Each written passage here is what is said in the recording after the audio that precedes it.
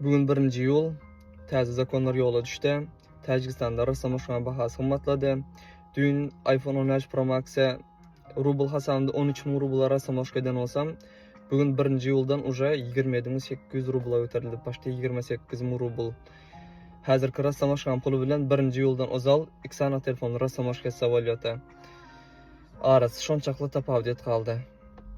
Rossiya qaçaqlar üçün Gosloga.ru ID programmasam yola düştü. Уже скачать olsanlar kimde iPhone varsa App Store'dan, Android varsa Play Market'ten skачать edip registrasiyadan geçip bilersiniz.